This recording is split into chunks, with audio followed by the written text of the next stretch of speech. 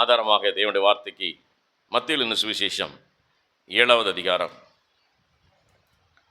மத்தேயு எழுதின சுவிசேஷம் 7வது அதிகாரம். எல்லாரும் எடுத்துக்கொள்ளுங்க.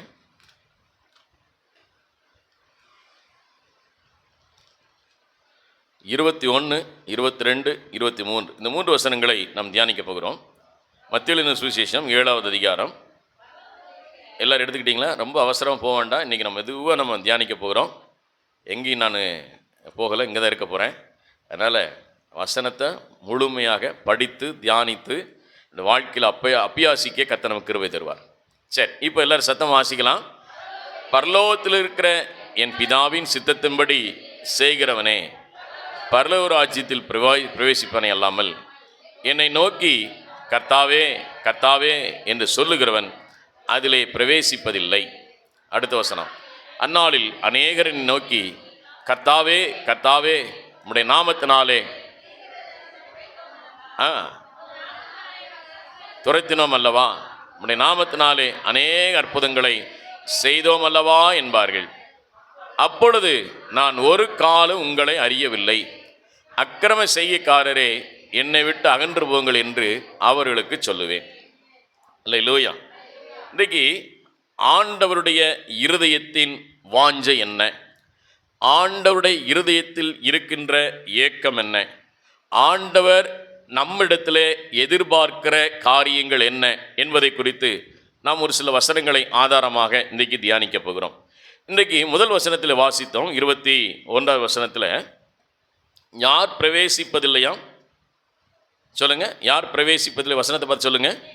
பிதாவின் சித்தத்தின்படி செய்கிறவனே பரலோக ராஜ்யத்தில் பிரவேசிப்பான். ஆண்டவர் சொல்றாரு, ஒவ்வொருவரும் இயேசு கிறிஸ்துவை ஏற்றுக்கொண்ட அவரை விசுவாசிக்கிற ஒவ்வொரு பிள்ளைகளும் நம் யாருடைய சித்தத்தை செய்ய வேண்டும் என்று வேதம் போதிக்கிறது. யாருடைய சித்தம்? பிதாவின் சித்தம். பிதாவின், இயேசு கிறிஸ்துவனுடைய சித்தம், பிதாவின் சித்தம். இந்த பிதாவின் சித்தம் என்னது என்பதை நாம் அறிந்து கொள்ளாமல் பிதாவின் சித்தத்தை நாம் நிறைவேற்ற முடியாது. அல்லேலூயா. பிதாவின் சித்தம் என்ன என்பதை அறிந்து கொள்ளுவதற்கு அவரோடு கூட பயணிக்கும் போது, அவரோடு கூட வாழும்போது, அவரோடு கூட ஜீவிக்கும் போது தான் தெரியும் அவர் எப்படிப்பட்ட சித்தமுள்ளவராயிருக்கிறார், அவருடைய இருதயத்தினுடைய மனதில் உள்ள இருக்கிறதான வாஞ்சை என்ன, விருப்பம் என்ன என்பதை நாம் அறிந்து கொள்ள முடியும். அல்லேலூயா, அல்லேலூயா. திருமணத்திற்கு ஆரம்ப காலத்தில் நம்ம அநேக அரேஞ்ச் மேரேஜ் தான், அப்படி தானே? நாம் எல்லாரும் என்ன செஞ்சோம்? திருமணத்தை என்ன செய்தோம்? பெரியோர்களால் நிச்சயிக்கப்பட்டு பெரியோர்களால் பார்த்து திருமணம் செய்யப்பட்டது தான் அநேகம் இருக்கிறது. நம்முடைய சபையில் இருக்கலாம். இப்போ அதை எடுத்துக்கொள்வோம். திருமணமான நாட்களில் ஆரம்பத்தில் என்ன சொல்லுவார்கள்? புருஷமாரு என்ன சொல்லுவாங்க? என்ன சொன்னாங்க உங்களுக்கு? ஒன்றுமே சொல்லலையா? யானையை பூனை ஆக்குவேன், பூனையை எலி ஆக்குவேன், என்ன செய்வேன்? கொடைக்கான் மலையிலேயே உனக்கு நான் சுதந்திரமாக வாங்கி தருவேன் அப்படின்னு என்ன செய்வாங்க? நல்ல சொல்லுங்க, ரீல் விடுவாங்க. அப்படி தானே? எல்லாரும் தான் கல்யாணம் ஆனவுடனே அப்படியே தன்னை என்னவா மாற்றிக்கொள்வார்கள்? பெரிய ஹீரோவாக, பெரிய ஒரு மன்னனாக, பெரிய ராஜாவாக, பெரிய தலைவனாக என்ன செய்யுது? நான் உனக்கு அதை செய்கிறேன், இதை செய்கிறேன், அதை பண்ணுறேன், இதை பண்ணுறேன் அப்படின்னு சொல்லுவாங்க. ஆனால் செய்ய முடியாது. சொன்னதையெல்லாம் என்ன செய்ய முடியல? எங்களுடைய தோல்வி அதுதான். ஆண்களுடைய தோல்வி என்ன, சொன்னதெல்லாம் என்ன செய்ய முடியல? செய்ய முடியல. கல்யாணம் ஆகி 10 வருஷம் ஆச்சு, 15 வருஷம் ஆச்சு, 7 வருஷம் ஆச்சு, 4 வருஷம் ஆச்சு. இப்போ அதே டயலாக் சொல்கிறாருன்னு வச்சுக்கிறோம். ஏ போயா, என்ன சொல்லுவீங்க? ஏ போயா, நீ சொல்லிக்கிட்டே இருப்ப, ஒன்றை கூட செஞ்சதில்லை. யானையை பூனையாக்கின, புளியை எலியாக்குறேன்ன, ஒன்றுமே நீ செஞ்சதில்லை. இப்போ நீ சொல்லி செய்ய போறியா? அப்போ என்ன இதில் புரிந்து கொள்கிறீர்கள்?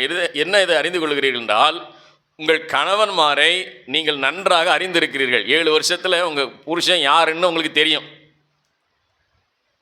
உங்கள் மனைவி யாருன்னு உங்களுக்கு தெரியும்.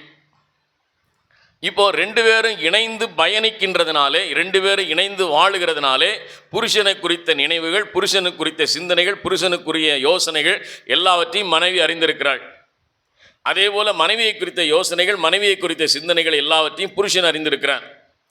ஏதை சொல்லுகிறேன் என்று சொன்னால், நாம் தேவனோடு கூட பயணிக்காமல் தேவனுடைய சித்தம் என்னது என்பதை நாம் அறிந்து கொள்ள முடியாது. அல்லேலூயா. ஞாயிற்றுக்கிழமை ஒரு நேரம் வந்து உட்கார்ந்துட்டு பைபிளை வாசித்துட்டு வசனத்தை கேட்டுட்டு போகிறதுனால தேவனை நாம் அறிந்து கொள்ள முடியாது. அவர் நல்லவராக தெரிவார் நன்மை கிடைக்கும் போது, தீமை வரும் பொழுது அவர் நமக்கு கெட்டவராக கூட தெரியலாம். ஆனால் எல்லா நேரத்திலும் எல்லா காலங்களிலும் அவரோடு நாம் பயணிக்கும் போது மட்டுமே கர்த்தரை நான் எக்காலத்திலும் ஸ்தோத்தரிப்பேன், அவர் துதி எப்பொழுதும் என் வாயில் இருக்கும் என்று சொல்லி தாவீது சொன்னான். எப்போ சொன்னான் தெரியுமா? வேஷம் மாறின போது, அவன் பிடிபட்ட போது, அவனை அரெஸ்ட் பண்ணும்போது, அவனை சுற்றி வளைத்த போது, அவமானப்பட்ட போது, வேதனையான நேரத்தில் இருக்கும்போது சொன்னான், நான் கர்த்தரை எக்காலத்திலும் ஸ்தோத்தரிப்பேன்.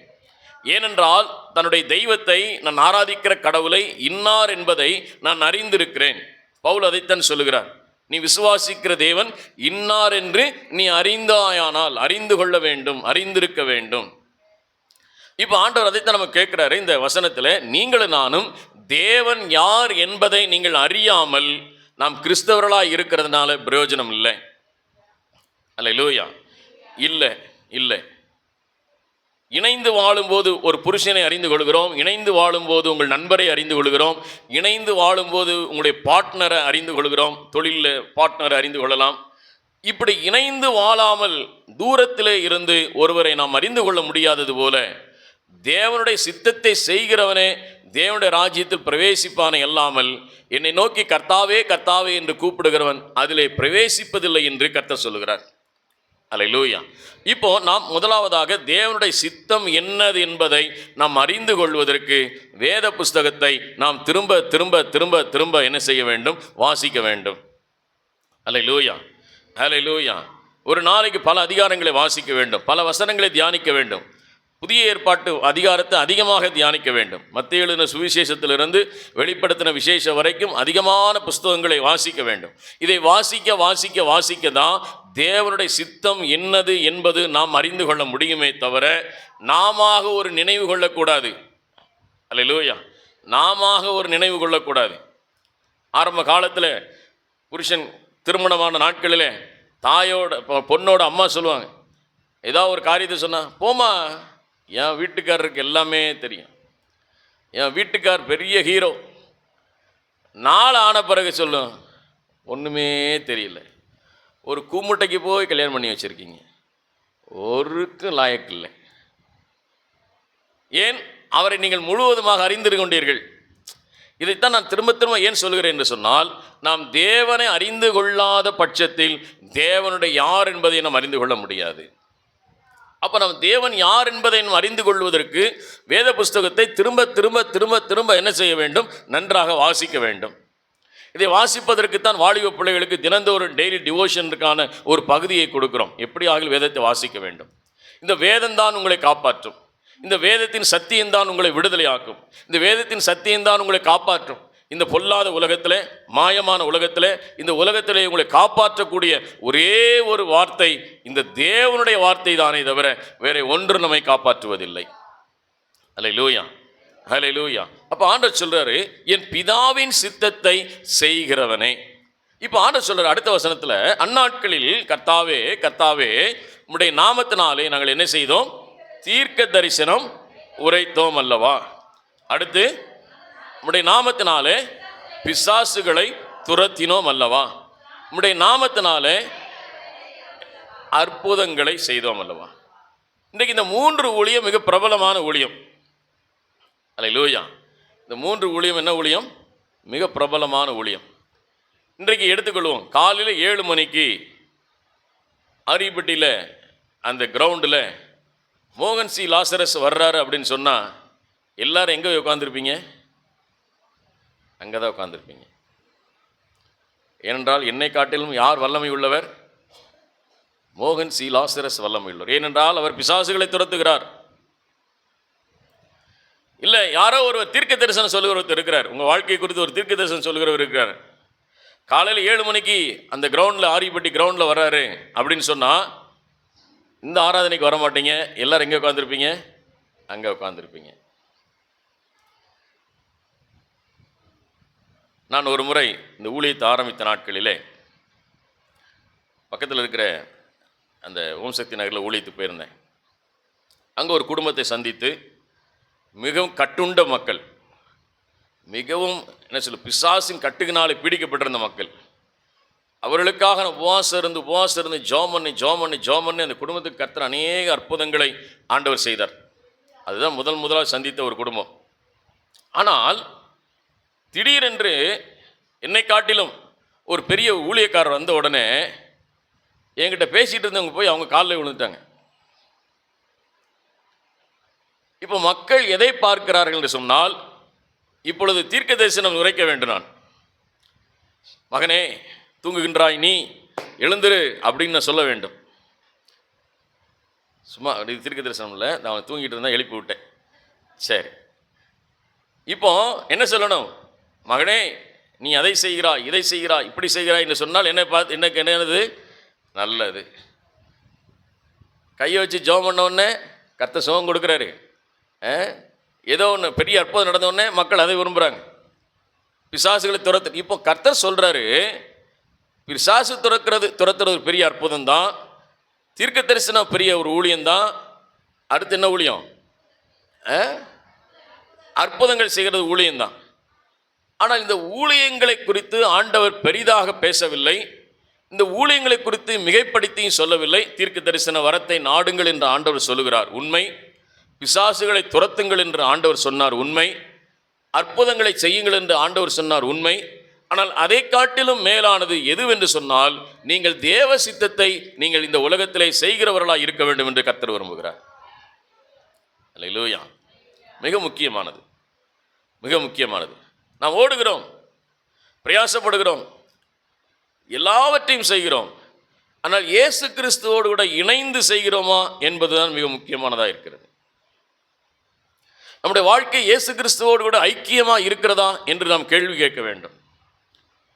ஏதோ ஒரு கடமைக்காக ஜெபிக்கிறோம், ஏதோ ஒரு கடமைக்காக வேதத்தை வாசிக்கிறோம், ஏதோ ஒரு கடமையாக இதை செய்கிறோமே தவிர ஒரு ரிலேஷன்ஷிப், ஒரு உறவு, ஒரு ஐக்கியம், ஒரு பிணைப்பு தேவனோடு கூட ஏற்படுமானால் அதுதான் அவர் சித்தம் செய்கிறதா இருக்கிறது. அல்லேலூயா. அப்போ ஆண்டவர் சொல்றாரு, என் சித்தத்தை செய்யாமல் நீ இந்த உலகத்தில் எதை செய்தாலும் சரி. பாஸ்டர், ஆண்டவருக்காக என் சொத்தை எழுதி கொடுக்குறேன், சொத்து மதிப்பு 5 கோடி, இந்த 5 கோடி சொத்தை சர்ச்சுக்கு நான் எழுதி தர்றேன் அப்படின்னு சொன்னாலும், அவர் சித்தம் செய்யாமல் இந்த 5 கோடியை கொடுத்தாலும் அது பிரயோஜனம் இல்லைன்னு சொல்கிறார். அல்லேலூயா.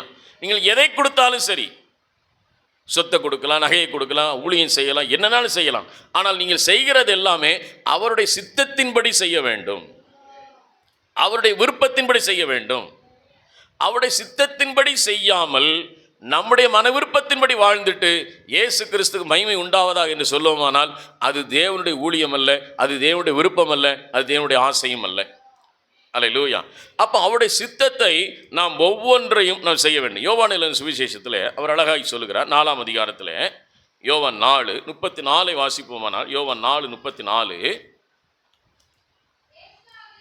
இயேசு அவர்களை நோக்கி, என்னை அனுப்பினவருடைய சித்தத்தின்படி செய்து அவருடைய கிரியைகளை முடிப்பதே என்னுடைய போஜனமாக இருக்கு. என் சாப்பாடு என்னன்னா அவர் சித்தம் செய்கிறது தான். அல்லேலூயா. சாப்பாடு எல்லாருக்குமே முக்கியம். காலையில் இப்போ ஆராதனை முடிஞ்சோடனே உங்களுக்கு என்ன வேணும்? பசி இருக்கும், போய் சாப்பிடணும். இன்றைக்கி ஞாயிற்றுக்கிழமை மத்தியானம் என்ன செய்யணும்? ஒரு நல்ல சாப்பாடு சாப்பிடணும். சாப்பாடு முக்கியம். ஆனால் ஆண்டவர் சொல்கிறாரு, என் சாப்பாடு எதுன்னு சொல்கிறாருன்னா தேவ சித்தம் செய்கிறது தான் என்னுடைய சாப்பாடு. அல்லேலூயா, அல்லேலூயா. இந்த வார்த்தை கேட்கிற தேவனுடைய பிள்ளைகளே, நம்முடைய வாழ்க்கையில் நாம் எதற்காக பிடிக்கப்பட்டோமோ, எதற்காக அழைக்கப்பட்டோமோ, எதற்காக தேவன் நம்மை தெரிந்து கொண்டாரோ அந்த சித்தத்தையும் அந்த திட்டத்தையும் நாம் அறிந்து அவரோடு கூட வாழ்கிறது தான் வாழ்க்கை. அல்லேலூயா, அல்லேலூயா. நான் உடனே மோகன் சி லாசரஸாக மாற முடியாது, நான் உடனே பால் தினகரனாக மாற முடியாது. நான் ஒரு ஜான் ஜெபராஜாக மாற முடியாது. நான் ஒரு ஃபாதர் பெர்க்மான்ஸாக மாற முடியாது. ஆனால் எனக்கென்று தேவன் எந்த அழைப்பை கொடுத்தாரோ, எனக்கென்று தேவன் என்ன பொறுப்பை கொடுத்தாரோ, எனக்கென்று என்ன ஊழியத்தை கொடுத்தாரோ அதை நான் செய்து முடிக்க வேண்டும் என்று கர்த்தர் விரும்புகிறார். அல்லேலூயா. நான் ஃபாதர் மாதிரியே பாடுறதுனால எனக்கு செஞ்சால் ஒரு 4 பேர் கூட்டம் கூடுங்க, ஆனால் அது தேவ சித்தம் அல்ல. புரிந்து கொண்டீர்களா? நாம் அவனை போல வேணும், இவளை போல வேணும், அவங்கள போல செய்யணுன்றதுக்கல்ல. தேவன் எனக்கு என்ன ஊழியத்தை கொடுத்தாரோ, தேவன் எனக்கு என்ன தந்திருக்கிறாரோ அதற்காக தேவனுக்கு நன்றி சொல்லி அவர் சித்தம் செய்ய வேண்டும். அல்லேலூயா. அதற்கு ஓமையாகத்தான் இயேசு சொன்னார், ஐஸ்வர்யவானையும் லாசருவையும் கர்த்தர் சொல்றாரு. ஐஸ்வர்யவான் இந்த உலகத்தில் எல்லாவற்றையும் அனுபவித்தான், ஆனால் அவன் இங்கே போகும்போது அவன் பரலோகத்துக்கு போகவில்லை. ஆனால் லாசருவை குறித்து வேதம் சொல்கிறது, அந்த உலகத்தில் அநேக பாடுகள் வழியாக, நிந்தைகளின் வழியாக, அவமானத்தின் வழியாக, பசி பட்டினி வழியாக நடந்து போனான். ஆனால் அவன் ஆபிரகாமுடைய மடியிலே இளைப்பாறுகிறான் என்று வேதம் சொல்கிறது. அல்லேலூயா. இந்த வார்த்தையை கேட்டுக்கொண்டிருக்கிற கர்த்தருடைய பிள்ளைகளே, இந்த உலகத்திலே தேவன் நமக்கு என்ன சித்தத்தையும் திட்டத்தையும் நோக்கத்தை வைத்திருக்கிறாரோ அதை நான் செய்ய வேண்டும். அல்லேலூயா. அல்லேலூயா. எனக்கு கொடுத்திருக்கிற எல்லா உறுப்புகளும் எந்தெந்த வேலைக்காக உருவாக்கப்பட்டதோ அந்தந்த வேலையை செய்யணும். ஆமென். அல்லேலூயா. கண்ணு நல்லா தூங்குது, என்ன செய்யுங்க? கண்ணு நல்லா தூங்கிறது. தூக்கம் வந்து என்ன செய்ய? கண்ணு மூடிடுது. அதை கண்ணு மூடி நல்லா தூங்குறோம். சரி, கண்ணு ரெஸ்ட் எடுக்குது, இந்த ஹார்ட்டு கொஞ்சம் ஒரு நாள் ரெஸ்ட் எடுத்தால் என்ன ஆகும்? நீ மட்டும் ரெஸ்ட் எடுக்கிற, நான் தாயின் வயிற்றில் உருவானதுலேருந்து ரெஸ்ட் இல்லாமல் வேலை பார்த்துட்டு இருக்கேன். இன்றைக்கி ஒரு நாள் எனக்கு வார லீவு வேணும், மாத லீவ் வேணும். இந்த ஹார்ட் ஒரு நாள் ரெஸ்ட் எடுத்துச்சுன்னா என்ன ஆகும்? பரலோகமே என் சொந்தமே என்று காண்பேனோ அப்படின்னு பாட்டு பாடிட்டு இருப்பாங்க. இதுக்கும் கண்ணுக்கும் போட்டி போட முடியாது. நீ ரெஸ்ட் எடுக்கிறேன்னு நான் ரெஸ்ட் எடுக்கிறேன்னு சொல்ல முடியாது. ஆனால் இதுக்கு கொடுக்கப்பட்ட வேலை வேற, இந்த ஹார்ட்டுக்கு கொடுக்கப்பட்ட வேலை வேற. இங்கே சபையில் இருக்கிற ஒவ்வொருவருக்கும் தேவன் ஒவ்வொரு விதமான அழைப்பை வைத்திருக்கிறார். ஒவ்வொருவருக்கும் ஒரு நோக்கத்தை வைத்திருக்கிறார். ஒவ்வொருவருக்கும் ஒரு ஊழியத்தை வைத்திருக்கிறார். ஒவ்வொருக்கும் ஒரு சித்தத்தை வைத்திருக்கிறார். அவர் என்ன சொல்லுகிறாரோ அதன்படி செய்யும்படி. அல்லேலூயா. அல்லேலூயா. நான் அந்த சிஸ்டரை போல நான் வாழ போகிறேன், இந்த பிரதரை போல நான் இருக்க போகிறேன். எனக்கு என்ன தேவன் கொடுத்துருக்கிறாரோ அதை நான் செய்து முடிக்கணும். அல்லேலூயா. அல்லேலூயா. எனக்கு இதுதான் தெரியும். எனக்கு கர்த்தர் இதைத்தான் கொடுத்துருக்கிறாரு, என்னை இதைத்தான் செய்யும்படி சொல்லியிருக்கிறாரு. நான் அதன்படி செய்கிறேன். ஏனென்றால் தேவன் தம்முடைய வார்த்தையினாலே ஒவ்வொரு நாளும் நம்மோடு கூட பேசுகிறார். ஏனென்றால் வசனம் சொல்லுகிறது, நடக்க வேண்டிய வழியை உனக்கு நான் காட்டுவேன், உன்மேல் என் கண்ணை வைத்து உனக்கு ஆலோசனை சொல்லுவேன். அல்லேலூயா. அவர் ஒவ்வொரு நாளும் நமக்கு ஆலோசனை கொடுக்கிறவர், ஒவ்வொரு நாளும் நம்மை வழி நடத்துகிற தேவன்.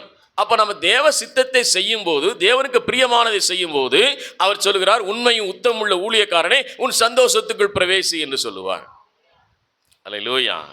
இன்னைக்கு அதுதான் நமக்கு வேண்டுமே தவிர, நான் பிரபலியம் ஆயிட்டேனா, என்னை எல்லாரும் பேசுகிறாங்களா, என்னை எல்லாரும் புகழ்கிறாங்களா, நான் எல்லாருக்கும் நல்லவனாக இருக்கிறேனா? இல்லை. நான் எப்சிபாட்ட சொல்லுவேன், எப்சிபா, உன் காலேஜில் 50 பேர் படிக்கிறாங்கன்னா 10 பேர் உன்னை குறை சொல்லுவாங்க, உன்னை பற்றி தவறாக பேச தான் செய்வாங்க. அது எல்லார்கிட்டையும் இருக்கும். ஆனால் 50 பேர் உன்னை குறை சொல்கிறாங்க அப்படின்னா உன்கிட்ட ஏதோ பிரச்சனை இருக்குன்னு அர்த்தம். நான் சொல்ல புரியுதா? 50 பேர் ஸ்டூடெண்ட் இருக்கிறாங்க, 10 பேர் உன்னை குறை சொல்கிறாங்க, இது எல்லா இடத்துலையும் இருக்கும். 50 பேருமே உன்னை குறை சொல்கிறாங்க அப்படின்னா உன்கிட்ட ஏதோ பிரச்சனை இருக்குது, நீ மாற்றணும்னு சொல்லுவேன். ஏன் அதை சொல்கிறேன்னா, நாம் தேவனுடைய சித்தத்தை செய்வதற்கு, தேவனுடைய திட்டத்தை செய்வதற்கு சில நேரங்களில் எதிர்ப்புகள் இருக்கலாம், பிரச்சனைகள் இருக்கலாம், சூழ்நிலைகள் இருக்கலாம். ஆனால் தேவன் எனக்கு எதை கொடுத்தாரோ அதை நான் செய்து கொண்டே போகும்போது அது எனக்கு வெற்றியாக, ஆசீர்வாதமாக முடிகிறது. குறை சொல்கிறவங்க சொல்லிட்டு தான் இருப்பாங்க, கேலி பண்ணுறவங்க பண்ணிட்டு தான் இருப்பாங்க, நமக்கு விரோதமாக பேசுகிறவங்க பேசிட்டு தான் இருப்பாங்க. நாம் அதை பார்த்து சோர்ந்து போகக்கூடாது. தேவன் எதற்காக என்னை அழைத்தாரோ அதை நான் செய்வதற்கு ஓட வேண்டும். இங்கே வசனம் சொல்லுகிறது, என்னை அனுப்பினவருடைய சித்தத்தின்படி செய்து அவருடைய கிரியைகளை முடிப்பதே எனக்கு பிரியமாய். அப்போ அவர் என்ன எனக்கு கொடுத்திருக்கிறார்? எந்த மனிதனை பிரியப்படுத்துவதோ, எந்த காரியத்தை நமக்கு இஷ்டம் போல செய்கிறதோ அல்ல, தேவர் என்ன சொல்லுகிறாரோ அதன்படி செய்யும்படி கர்த்தர் அழைத்திருக்கிறார். அல்லேலூயா. வசனத்தை வாசிக்கிறேன். அதை யோவான் எழுதின சுவிசேஷம் 5ஆம் அதிகாரம் 30வது வசனத்தை வாசிக்கலாம். யோவான் 5ஆம் அதிகாரம் 30வது வசனம். நான் சுயமாய் ஒன்றும் செய்கிறதில்லை. ஆ ஆ ம் ஆ ஹல்லேலூயா. அவன்கிட்ட சொல்றார் இயேசு, நான் சுயமா எதையுமே செய்யறதில்லை. என்ன சொல்றதில்லை? சுயமா எதையுமே செய்யறதில்லை. இயேசு எதை செய்தாலும் சுயமாய் செய்யவில்லை. மத்தேயு, மார்க்கு, லூக்கா, யோவான் புத்தகத்தை திரும்ப திரும்ப திரும்ப திரும்ப படிங்க. அவருக்கு தான் சுயமாய் செய்வதற்கு அநேக சோதனைகள் வந்தது. ஆனால் ஒன்றை கூட அவர் சித்தத்தை செய்யல, பிதாவின் சித்தத்தை மட்டுமே நிறைவேற்றினார். இதைத்தான் சொல்லுகிறார், சுயமா எதையும் செய்யவில்லை, எனக்கு சித்தமானதை நான் தேடாமல் என்னை அனுப்பினவர் பிதாவுடைய சித்தத்தையே தேடுகிறேன். என் சித்தம் அல்ல, பிதாவின் சித்தம். என் விருப்பம் அல்ல, பிதாவின் விருப்பம். என்னுடைய ஆசை அல்ல, பிதாவினுடைய ஆசை. இன்றைக்கு அநேக நேரங்களில் நாம் நம்முடைய விருப்பங்களை, நம்முடைய ஆசைகளை, நம்முடைய திட்டங்களை செய்வதற்காக நாம் அநேக நேரங்களில் என்ன செய்கிறோம்? நாம் தேவனுக்கு நேரானவைகளை மாற்றிக்கொள்ளுகிறோம். அல்லேலூயா, அல்லேலூயா.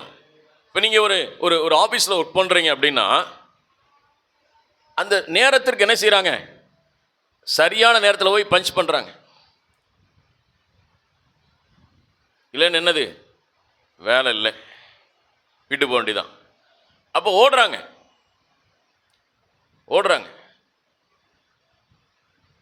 அலுவலகத்துக்கு ஓடுறாங்க, பஞ்ச் பண்ணுறதுக்கு ஓடுறாங்க.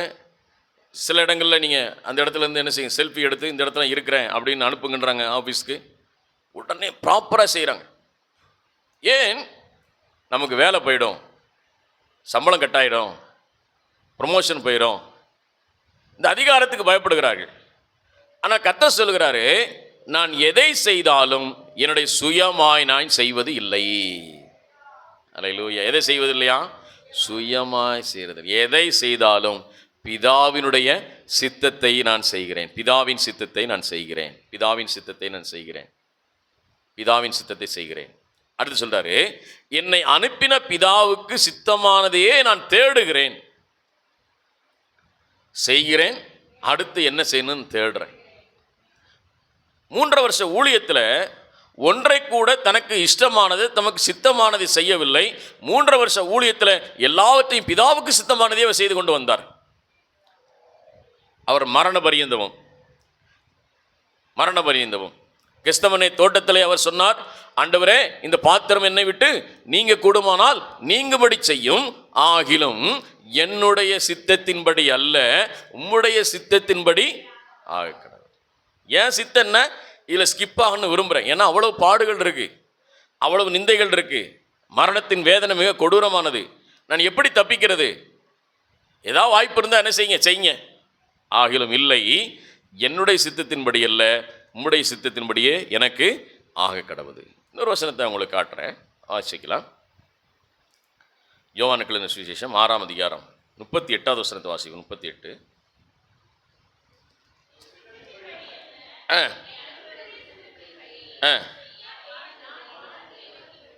என் சித்தத்தின்படி அல்ல, என்னை அனுப்பினவருடைய சித்தத்தின்படி செய்யவே. இயேசு ஆரம்பத்தில் உபதேசத்தை ஆரம்பிக்கும், மத்தேயு எழுதின சுவிசேஷம் 7ஆம் அதிகாரத்தில் ஆரம்பிக்கும் போதே சொல்றாரு, நீங்கள் எதை செய்தாலும் பிதாவின் சித்தத்தை செய்யாமல் நீங்கள் அங்கே பரலோகத்துக்கு வர முடியாதுன்னு சொல்லிட்டார். நமக்கு சொன்னார்.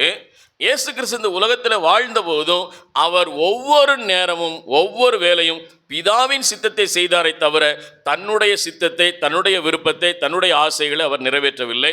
எல்லாவற்றையும் எதற்காக செய்தார்? பிதாவின் சித்தத்திற்கு என்று செய்தார். அல்லேலூயா, அல்லேலூயா. இப்போ இந்த உலகத்தில் இயேசு கிறிஸ்து வாழ்ந்ததை காட்டில் இன்னொருத்தரை குறித்து நம்ம தியானிக்க போகிறோம். அவர் பெயர் தாவீது. தாவீது தேவனுக்கு சித்தமானதையே அவன் செய்து வந்தான். அதனால தான் தாவீதை குறித்து மத்தேயு எழுதின சுவிசேஷம் 1 அதிகாரத்தில் 1 வசனத்தில் தாவீதுடைய பெயர் வந்திருக்கிறது. வாசிக்கலாம். மத்தேயு 1 அதிகாரம் 1 வசனத்தை வாசிங்க. மத்தேயு 1:1. ஆபிரகாமின் குமாரனும் தாவீதின் குமாரனாகிய இயேசு கிறிஸ்துனுடைய வம்ச வரலாறு. அல்லேலூயா. இயேசு கிறிஸ்து தன்னை அறிமுகப்படுத்தும் போது எப்படி தன்னை அறிமுகப்படுத்துகிறார்? தாவீதின் குமாரன். இந்த பரிந்துமையை குருடன் கூப்பிடும் போது எப்படி கூப்பிட்டான்? தாவீதின் குமாரனே எனக்கு இறங்கும். அல்லேலூயா.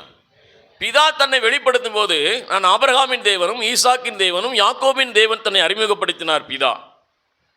ஆனால் இயேசு கிறிஸ்து அறிமுகப்படுத்தும் போது சொல்றாரு, நான் யாரா இருக்கிறேன்? தாவீதின் குமாரன். அப்ப அந்த தாவீது எவ்வளவாய் தேவனுக்கு உகந்தவனாய் வாழ்ந்தான். தாவீது நம்மை போல பாடுள்ளவனாய் இருந்தான், நம்மை போல கஷ்டப்பட்டான். நீங்க உபத்திரம் வரும்பொழுது, வேதனைகள் வரும்போது, துன்பங்கள் வரும்போது, உங்களுக்கு கஷ்டங்கள் வரும்போது என்ன செய்யுங்கன்னா, தாவீதினுடைய வாழ்க்கை வரலாறு, தாவீதுடைய வாழ்க்கையில் தேவன் செய்த அற்புதங்களை நீங்க படிச்சு பாருங்க. 1 சாமுவேல், 2 சாமுவேல், 1 ராஜாக்கள், 2 ராஜாக்கள், 1 நாளாகமும், 2 நாளாகமும், இந்த புஸ்தகங்களிலே தாவீதை குறித்து எழுதப்பட்டிருக்கிறத படிச்சு பாருங்க. அவன் பட்ட பாடுகளுக்கு நம்ம கொஞ்சம் கூட படலை. அந்த வாலிப வயதில் வனாந்தரத்திலேயே கழித்த நாட்களை, எப்போ பார்த்தாலும் அவனுக்கு பிரச்சனை, எப்போ பார்த்தாலும் துன்பம், கெட்டின மனைவியால துன்பம், பெற்ற பிள்ளைகளினால துன்பம், அரசனால துன்பம், தன்னோடு கூட சேர்த்து கொண்ட ஜனங்களால துன்பம், எப்போ பார்த்தாலும் அவனுடைய வாழ்க்கையில் துன்பத்தை அனுபவித்து கொண்டே இருந்தான்.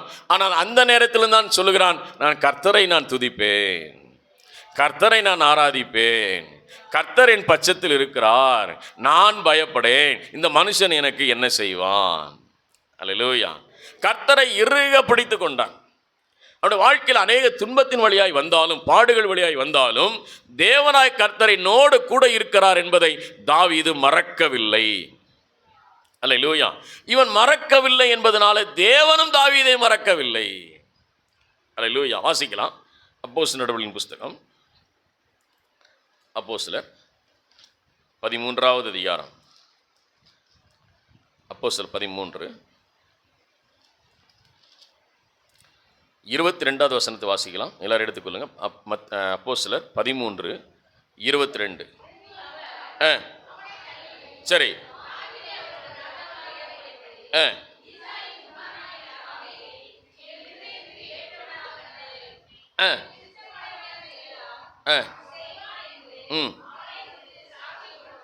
அல்லேலூயா. சாட்சி கொடுக்கிற தேவன், சாட்சி கொடுக்கிற பிதா. எப்படி சாட்சி கொடுக்கிறார் தாவீதை குறித்து? அவன் என் இருதயத்திற்கு ஏற்றவனாக கண்டேன், என் இருதயத்திற்கு ஏற்றவனாக கண்டேன், ஏனென்றால் அவன் எனக்கு சித்தமானவைகளையே செய்தான்.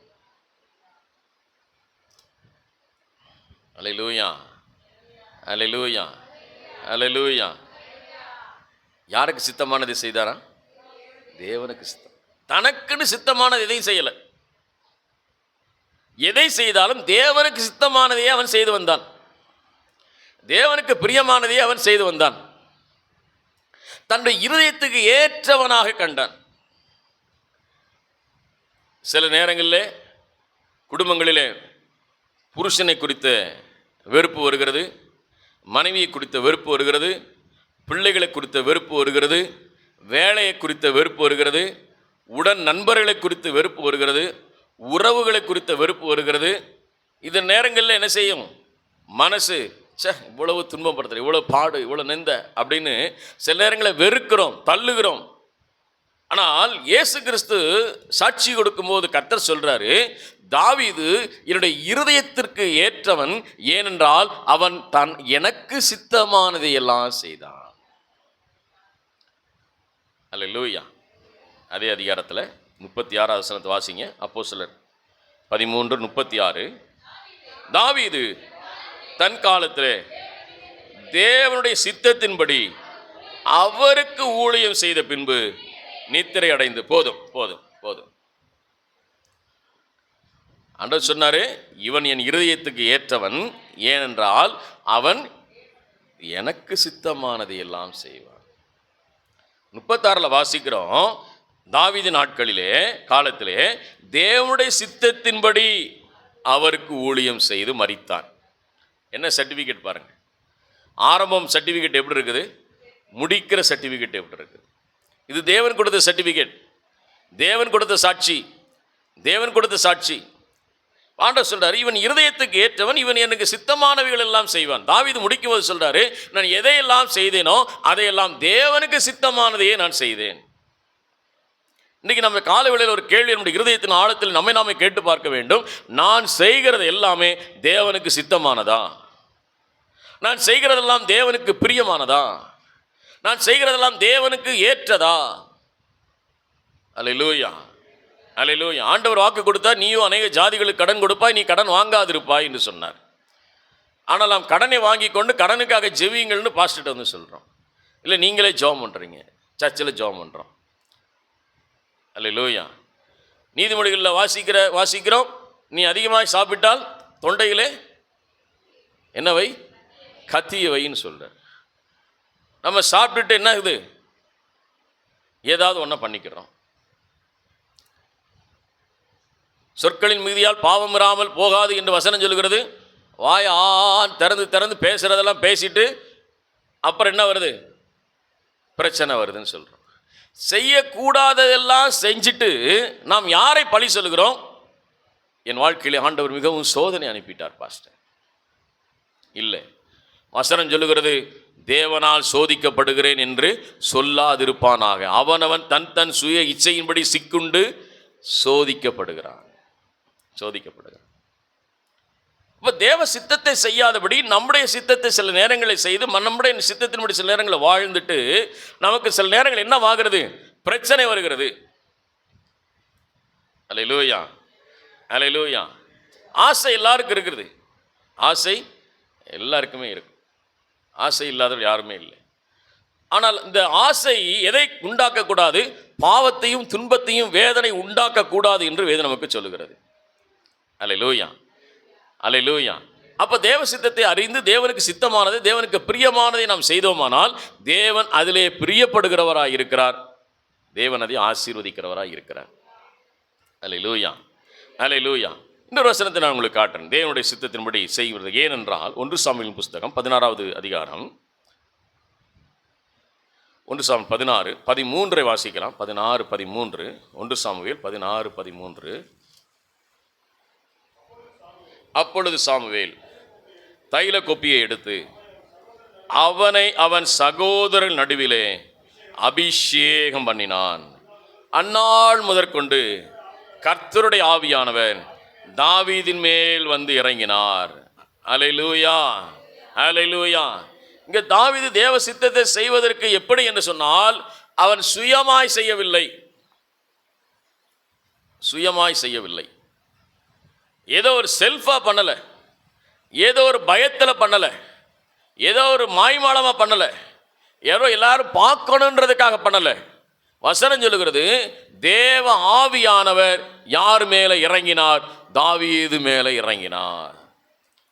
தேவ ஆவியானவர் உங்களுக்குள்ள இறங்கும் பொழுது, தேவ ஆவியான வல்லமை உங்களுக்குள்ளே நிரப்பப்படும் பொழுது, வசனம் சொல்லுகிறது, நீங்கள் தேவ சித்தத்தை செய்கிறவர்களாக இருப்பீர்கள். அல்லேலூயா, அல்லேலூயா. வசனம் சொல்லுகிறது, எவர்கள் தேவ ஆவியினாலே நடத்தப்படுகிறார்களோ அவர்கள் தேவனுடைய புத்திரராய் இருக்கிறார்கள். அல்லேலூயா. இப்போ நீங்கள் நான் தேவ ஆவியினாலே நடத்தப்படுகிறவர்களாக இருக்க வேண்டும்.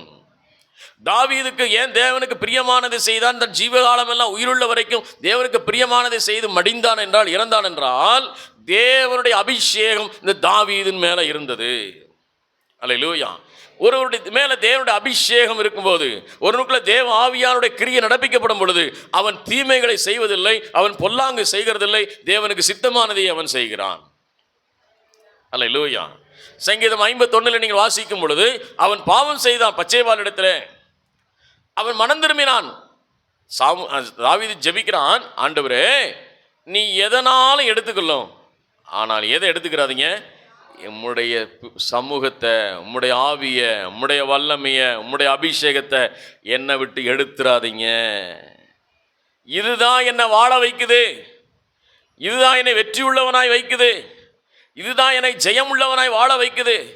இன்றைக்கு நான் ஆடுகளுக்கு பின்னே நாற்றம் எடுத்த சரீரத்தோடு வாழ்ந்து கொண்டிருந்த என்னை நீ ராஜாவாக உயர்த்தினது இந்த தேவனுடைய வல்லமை, இந்த தேவனுடைய அபிஷேகம், காலையில் கர்த்தருடைய வார்த்தை கேட்டு கொண்டு கர்த்தருடைய பிள்ளைகளே, உங்களை நீங்கள் எந்த நிலையில் இருந்தாலும் உங்களை உயர்த்துகிறது என்று சொன்னால் தேவனுடைய வல்லமை, தேவனுடைய அபிஷேகம், தேவ ஆவியானுடைய வல்லமை உங்களுக்கு நிரப்பப்படும் பொழுது உங்களுக்கு இருக்கிறதான எல்லா அசுத்தங்களும் விலகி ஓடும். இந்த தேவனுடைய வார்த்தை உள்ள போய் மத்தேயு எழுதின சுவிசேஷத்திலிருந்து வெளிப்படுத்தின விசேஷம் வரைக்கும் நிருபங்களை திரும்ப திரும்ப படிக்கும் போது, வாசிக்கும் போது அது உங்களை உள்ளே போய் கோணலானவைகளை செவையாக்கும். தேவனுக்கு பிரியமில்லாத இருதயங்களை எடுத்து போடும். தேவனுக்கு பிரியமில்லாத வார்த்தைகளை எடுத்து போடும். உங்க சிந்தனைகளை புதிதாய் மாற்றும். வாசிக்கலாம். ரோமர் 12:2 வாசிப்போம். அங்கே கர்த்தர் சொல்லுங்க. ரோமர் 12:2, நீங்கள் இந்த பிரபஞ்சத்திற்கு ஒத்த வேஷம் தெரியாமல் தேவனுடைய நன்மையும் பிரியமும் பரிபூர்ணமான சித்தமும் இன்னதென்று பகுத்தறியத்தக்க உங்கள் மனம் புதிதாகிறதுனாலே மறுரூபமாகுங்கள். தேவ ஆவியான உள்ள வரும் பொழுது நான் வேஷம் தரிக்க மாட்டோம். இன்றைக்கு அநேகருடைய திருமணத்தில் பார்க்கிறேன், எல்லாம் வேஷம்தான். என்னது வேஷம்? இந்த பக்கத்து வீட்டு பிள்ளைய பார்த்தா கருப்பா இருந்துச்சு, ஃப்ளெக்ஸில் பார்த்தா சிவப்பா இருக்கு.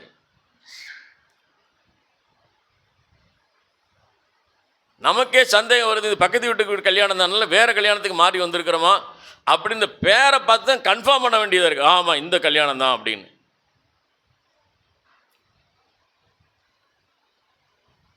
எல்லாம் வேஷம்.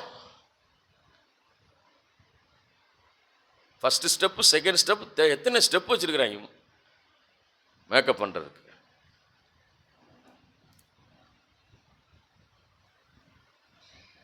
மேக்கப் எப்போதும் போட்டு இருக்க முடியுமா? கல்யாண நாள் அன்னைக்கு போடலாம், இல்லை மறு வீட்டுக்கு போகிற அன்னைக்கு போடலாம், ஒரு 4 வீட்டுக்கு விருந்து போகிற அன்னைக்கு போடலாம், காசு இருந்தால். டெய்லி போட்டுட்டு இருந்தா என்ன ஆகுறது? போட முடியாது. வசனம் சொல்றது, நீங்களும் ஞாயிற்றுக்கிழமை ஆராதனைக்கு மட்டும் மேக்கப் போடுறதில்லை. நான் பார்க்குறேன் உங்களை, ஐயோ எவ்வளோ அழகாக ஆராதிக்கிறாங்களே, இவ்வளோ அழகாக தோத்திரம் பண்ணுறாங்களே, இவ்வளோ அழகாக அந்நிய பாஷை பேசுகிறாங்களே அப்படின்னு நான் பார்க்குறேன். ஆனால் கர்த்தர் பார்க்குறாரு, நேற்று நீ எப்படி போய் பேசின, நீ எப்படி கெட்ட வார்த்தை பேசின, நீ எவ்வளோ தீமையான காரியங்கள் என்னென்ன, நீ எவ்வளோ சண்டை போட்ட, கோவப்பட்ட, எரிச்சல் அடைஞ்ச, கர்த்தர் பார்க்குறாரு. ஆண்டவர் அதான் சொல்கிறாரு, நீ உலகத்திற்கு ஒத்த வேஷம் பிரபஞ்சத்திற்கு ஒத்த வேஷம் தெரியாமல் நீ என்ன செய், தேவனுடைய நன்மை, தேவனுடைய பிரியம், தேவனுடைய பரிபூர்ணம் என்னதென்று பகுத்தறியத்தக்கதாக உங்கள் மனம் புதிதாகிறதுனாலே மறுரூபமாகுங்கள். இப்போ தேவ ஆவியான உள்ள வந்துட்டா உங்களை மாற்றிடுவாரு. அதுக்கு நீங்க ஒப்பு கொடுக்கணும். குயவன் கையில் உள்ள களிமண்ணை போல ஆண்டவரே உங்களுடைய கரத்தை தருகிறேன், என்னை நீர் உருவாக்கும். நீங்க என்ன சொல்லுங்க, வேணாம் தொடாதீங்க, நான் இப்படியே நான் அழகாயிடுறேன், நான் சூப்பர் ஆயிடுவேன். இல்லை, தேவனுடைய கரத்தில் உங்களை கொடுக்கும் பொழுது தேவனுடைய நன்மை, தேவனுடைய பிரியம், தேவனுடைய சித்தம் என்னதென்று அறிகிற அறிவை கர்த்தர் நமக்கு தருகிறார். ஹல்லேலூயா, ஹல்லேலூயா. லோத்தை குறித்து நான் வாசிக்கும் போது அவன் தேவன் சித்தம் அறியாதபடி பார்த்தான், எல்லாம் பச்சையா தெரியுது. ஆதியாகமம் 19ஆம் அதிகாரத்தை வீட்டில் படிச்சு பாருங்க. ஆதியாகமம் 19 பார்க்குறான், ஆபிரகாமுக்கு லோத்துக்கும் சண்டை வருது, மேய்ப்பர்களுக்குள்ள. இரண்டால் அவனுடைய ஆசீர்வாதம் மிக பெருசா இருக்குது, பூமி தாங்கக்கூடாதா இருக்கிறது. ஆபிரகாம் சொல்றான், நீ மேற்கே போனால் கிழக்கே போகிற, நீ தெற்கே போனால் வடக்கே போகிற, நீ எங்கே போறியோ போயிடு, நான் நம்ம 2 பேரும் என்ன செஞ்சிடும், பிரிஞ்சிருவோன்னு சொல்றாரு. லோத்து பார்க்குறாங்க தூரமா, ஆஹா அழகா பச்சையா இருக்குது, ரொம்ப சூப்பரா இருக்குது. அவன் தானாக தெரிந்து கொண்டு போனான். நடந்தது என்ன? அங்கே அவருடைய வம்சம் அழிக்கப்பட்டது. பாவத்தின் உச்சிக்கு சென்றார்கள். சரின்னு வந்து கர்த்தர் காப்பாற்றுறாரு. வாப்பா, உன்னை எப்படியா காப்பாத்திடுறேன், வா, ஆபிரகாம் மேல் நினைவா இருக்கிறேன், நீ ஆபிரகாம் சொந்தக்காரனா இருக்கிற, அதனால் உன்னை விட மாட்டேன் அப்படின்னு ஆண்டவர் தம்முடைய லோத்தையும் லோத்தினுடைய மனைவியும் லோத்தினுடைய பிள்ளைகளையும் கைகளை பிடித்து தர தர தரவென்று இழுத்து வெளியே வந்து விட்டாரு. விட்டுட்டு சொல்றாரு, ஓடி போயிருன்றாரு. இல்லை, எனக்கு கொஞ்சம் டைம் கொடுங்க, நான் அங்கே போனோம், நான் இங்கே போனோம். தேவ சித்தத்தை அறியாமல் நாம் சித்தத்தின்படி வாழ்ந்ததினால் நடந்த காரியம், அங்கே மோவாபியரும் அம்மோனியரும் உருவானார்கள். பெற்ற பிள்ளைகளிடத்திலே பிள்ளைகளை பெற்றான் லோத்து. ஒரு சாபமாக நடந்து முடிந்தது. வசனம் சொல்லுகிறது, எப்படி நடந்ததாம்? அவர்கள் மோவாபியரையும் அம்மோனியர்களையும் பெற்றெடுத்தார்கள் என்று பைபிள் சொல்லுது. இந்த வார்த்தைகளை கேட்டுக்கொண்ட கர்த்தருடைய பிள்ளைகளே, நாம் என்றைக்கு தேவ சித்தம் செய்யாம நம்ம சித்தத்தின்படி செய்கிறோமோ அன்றைக்கு தேவனிடத்திலிருந்து நாம் வழி விலகி செல்லுகிறோம். நீங்கள் தேவ சமூகத்தில் ஒரு காரியத்தை செய்யும் முன்பாக, ஒரு வேலையை செய்ய முன்பாக, ஒரு காரியத்தை துவங்கும் முன்பாக தேவ சமூகத்தில் அமர்ந்திருந்து, இந்த நாளுக்குரிய நான் என்ன செய்ய வேண்டும் ஆண்டவரே, என்னை நடத்துங்க, தேவ சித்தம் என்ன, தேவனுக்கு பிரியமானது என்ன, என்னை கற்றுத்தாங்க ஆண்டவரே, என்னை சொல்லிக் கொடுங்க ஆண்டவரே என்று சொன்னால் கர்த்தர் வசனத்தின் மூலமாய் பேசுவார், வார்த்தையின் மூலமாய் பேசுவார், சம்பவத்தின் மூலமாய் பேசுவார். அவர் பேசுகிற தெய்வம். உங்களை ஒரு நாளும் புறம்பே தள்ள மாட்டார். ஒரு நாள் உங்களை சிக்கிக்கொள்ளும்படி கர்த்தர் விட மாட்டார். உங்களை ஒரு நாள் வேதனை உண்டாக்க விட மாட்டார். நீங்கள் கர்த்தர் சமூகத்தில் அமர்ந்திருந்து ஜெபித்த ஆண்டவரே, இந்த வேலையை நான் செய்கிறேன், இந்த காரியத்தை செய்கிறேன், உங்களுக்கு சித்தமானதா, உங்களுக்கு பிரியமானதா என்று சொல்லி தேவ சமூகத்தில் அமர்ந்திருந்து ஜெபம் பண்ண சொல்லுவார். நீ இந்த வழியாக போ, இந்த காரியத்தை செய். கர்த்தர் அந்த காரியத்தை வாய்க்க பண்ண கர்த்தர் நமக்கு வல்லவராக இருக்கிறார். அல்லேலூயா. தாவீது செய்த காரியங்களை குறித்து மட்டும் வேகமாக நாம் தியானிக்கலாம். சங்கீதத்தின் புஸ்தகம் 5ஆம் அதிகாரம் 3வது வசனத்தை ஒருத்தர் வாசிங்க. சங்கீதம் 5:3.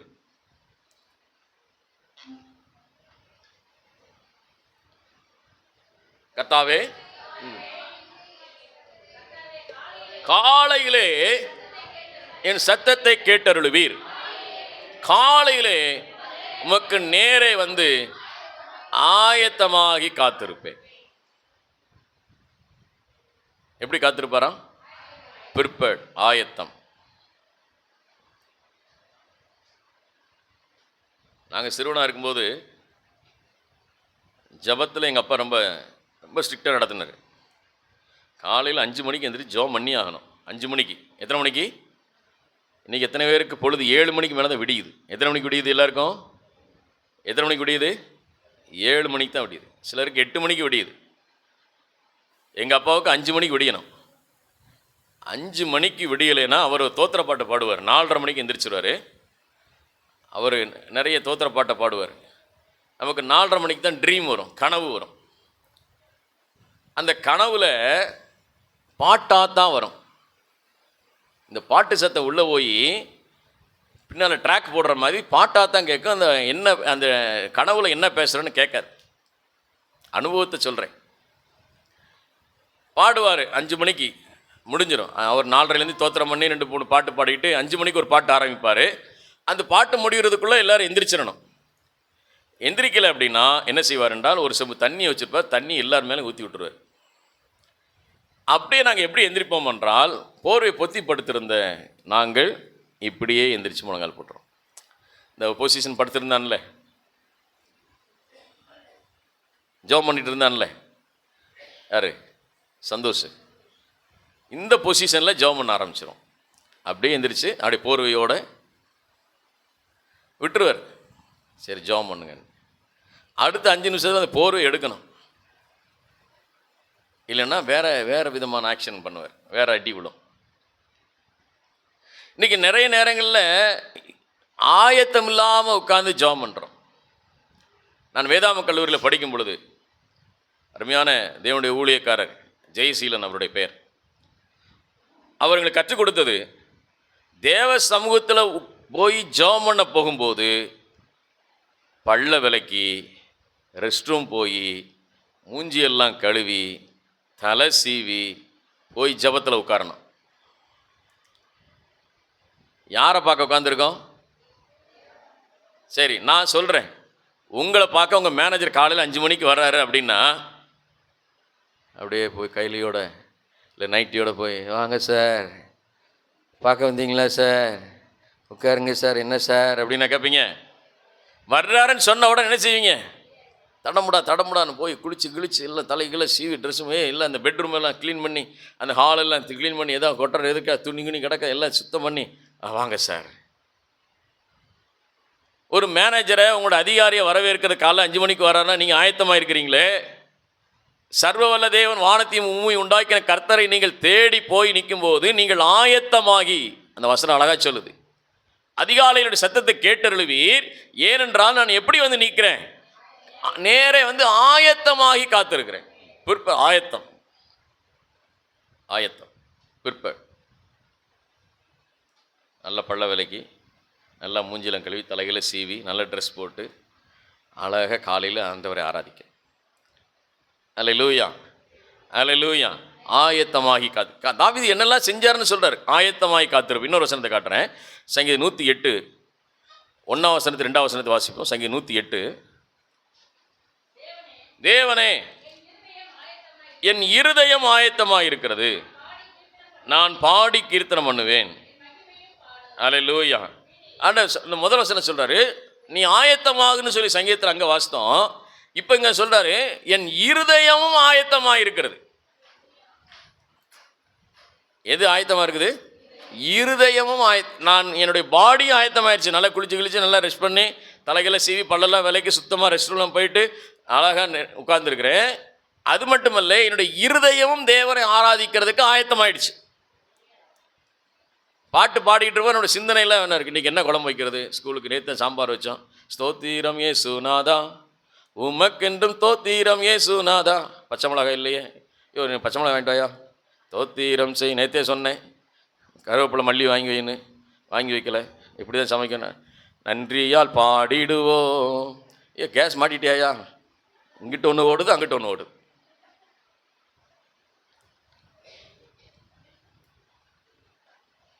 தாவீது சொல்லுகிறார் என்னுடைய இருதயமும் ஆயத்தமாகி. கர்த்தருடைய வார்த்தை மட்டும்தான், கர்த்தருடைய செய்தி மட்டும்தான், கர்த்தருடைய நன்மை மட்டும்தான். அடுத்து சொல்றாரு வீணையே சுரமண்டலமே விழியுங்கள், நான் அதிகாலையில் விழிப்பேன். எப்படி விழிப்பேனா? அதிகாலையில். தாவீதுக்கு நிறைய வேலை இருந்துச்சு. அல்லேலூயா. தாவீதுக்கு என்ன இருந்துச்சு? நிறைய வேலை இருந்துச்சு. இப்போ நீங்கள் ஒரு பால் பாக்கெட் வாங்க போனோம் அப்படின்னா சர்ன்னு வண்டி எடுத்துகிட்டு போய் பால் பாக்கெட் வண்டி வந்துடும். எங்கே போனாலும் சர்ரு புருன்னு போயிட்டு வந்துடும், வண்டியில் போயிட்டு வந்துடும். எதுக்குமே நமக்கு அலைகிறது. அன்னை காலத்தில் பால் பாக்கெட் வாங்கணும்னா இங்கேருந்து என்ன செய்யணும்? கடைக்கு நடக்கணும். அதிகமான வேலை இருந்த நேரத்திலும் அதிகமான பளு இருந்த நேரத்திலும் தாவீது தேவனை தேடுறதுக்கு நேரத்தை மாற்றவே இல்லை, நேரத்தை சேஞ்ச் பண்ணவே இல்லை. நம்ம என்ன ஜெபிக்கிறோம்?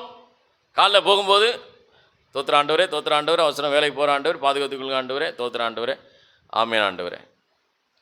ஆண்டவரே இந்த சுருக்கமான ஜெபத்திற்கு பெருக்கமான ஆசீர்வாதம் தாங்க ஆண்டவரே, ஜெபம் பண்ணி கிளம்பிடும். நைட்டு வந்து ஜெபம் பண்ண போனோம்னா என்ன சொல்கிறோம்?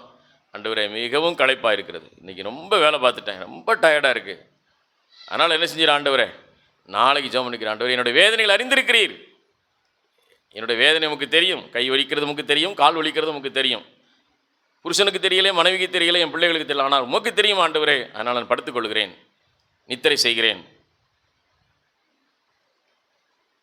என்று சொல்கிறாரு. தாவீது இருதயம் ஆயத்தம், அதிகாலையிலே தேடினான்.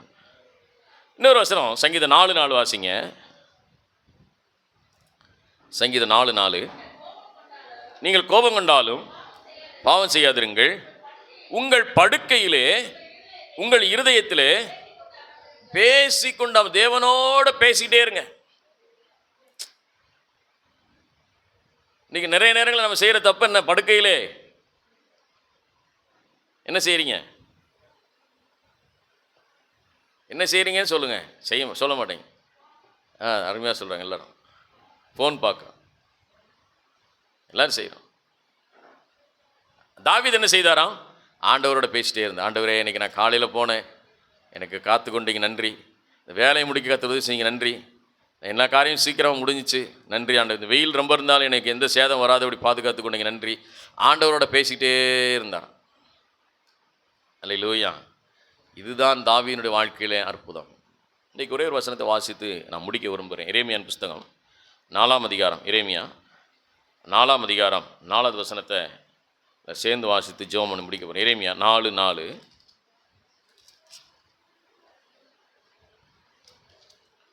எரேமியாவின் புஸ்தகம் 4ஆம் அதிகாரம் 4வது வசனம். யூத மனுஷரே, எருசலேமின் குடிகளே, உங்கள் கிரியைகளுடைய பொல்லாப்பு நிமித்தமும் என் உக்கிரம் அக்கினியைப் போல எழும்பி ஆவிப்பார் இல்லாமல் எரியாதபடிக்கு நீங்கள் கர்த்தருக்கென்று உங்களை விருத்த சேதனம் பண்ணி உங்கள் இருதயத்தின் இனித்தோலை நீக்கி போடுங்கள். உங்கள் இருதயத்தை விருத்த சேதனம் செய்யுங்கள்.